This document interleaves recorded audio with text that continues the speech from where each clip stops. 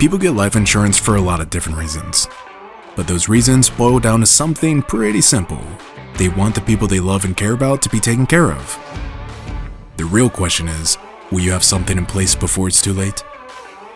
Problem is, life insurance can be complicated, so let's try and make it a little simpler.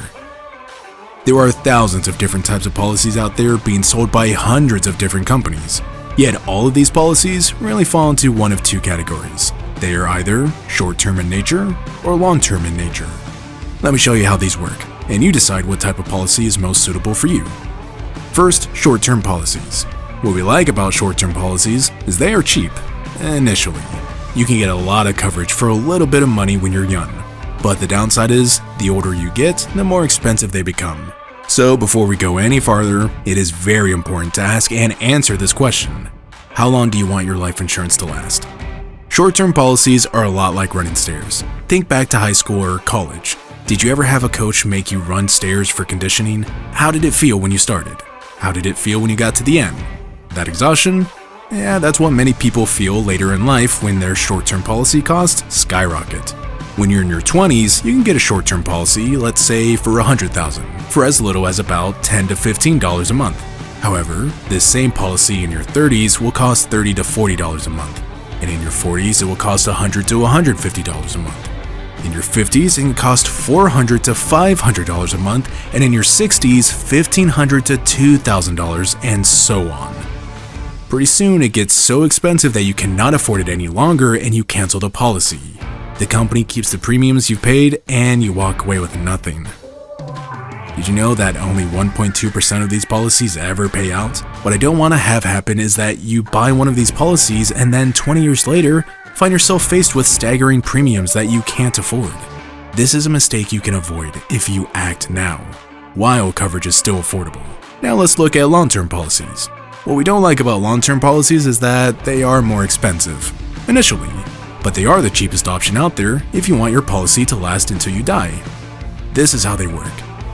Long-term policies look a lot like a bucket. How old are you? Do you know when you are going to die? Did you know that the life expectancy of an American woman's is age 92 and a man's is age 90? So if you're, say, 45 and your life expectancy is 90, then the insurance company can expect the likelihood of collecting premiums for the next 45 plus years. The idea is to average the expense of the policy over your entire life so that it is more affordable over the long term. You see, they overcharge you here, so they can undercharge you here. Because we are heavily regulated in this industry, the government says that an insurance company has to provide other benefits as well as a death benefit, like a savings account. Do you know what you earn in a savings account at the bank? Probably about 0.5% to 2%. Depending on the type of life policy you select, you can get a bucket savings account. That gives you a rate of return in the 2% to 14% range, with life insurance coming along for the ride. Another bonus is your account compounds your interest like a Roth IRA, tax-free. But that compounding advantage only works if you start early. Waiting even a few years can dramatically reduce your return. Let's say you have $150 a month you want to put towards your life insurance. Each month your contribution goes into the bucket earning interest. A small amount comes out of the bucket to pay for the death benefit, which covers the cost of the insurance. The rest of your money stays in the bucket, earning a compound interest return tax-free, waiting for the day you want to withdraw it. So when all is said and done, you get an account that pays out if you die, and an account that pays you out if you live. Either way, you or your family will get your money and an interest rate return that is tax-free.